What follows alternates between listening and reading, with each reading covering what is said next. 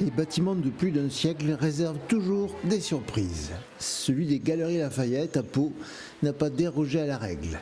La dernière en date concerne la découverte de quelques mètres carrés de murs en pierre d'Arudie, juste à l'angle de la banque voisine. Personne ne comprend pourquoi cette portion de mur est en pierre d'Arudie, alors même que la façade sud contiguë utilise d'autres pierres et que les murs est étaient en moellon ou en galets. Il a donc fallu avoir recours à d'autres techniques de déconstruction. C'est l'entreprise Cipro qui a été sollicitée à cette occasion. Cipro existe depuis 2014. Alors c'est une entreprise familiale. Il y a mon frère qui dirige et je travaille avec mon père aussi.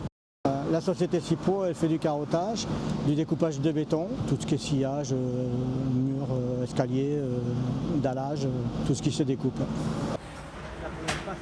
Mais là, il faut qu'on désolidarise un mur en pierre, une épaisseur de 50 cm.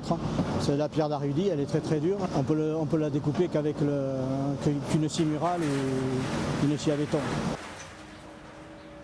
Ben, tout le reste, ils ont pu le faire à la pelle mécanique, mais là, comme il ne faut pas abîmer la façade, ils ne peuvent pas y accéder avec les machines, puis ils vont tout ébranler, ils vont tout foutre en l'air.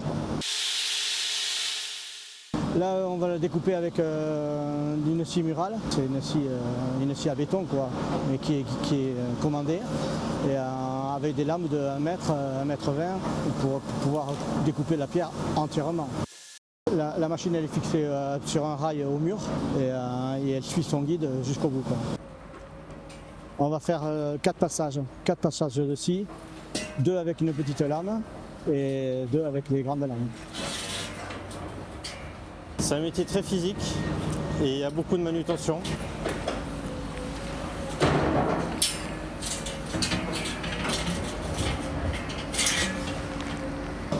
Pour faire l'opération qu'on a à faire là, on va y prendre quoi, une demi-journée. Allez, en gros, il faut la journée, quoi. Parce qu'entre la mise en place, on est là depuis 7 h ce matin. La déconstruction du bâtiment des Galeries Lafayette s'achève donc sous cette surprise sans conséquence.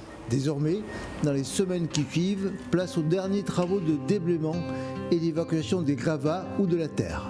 Cela devrait se terminer au plus tard fin février. Commencera alors la deuxième étape, la reconstruction du bâtiment.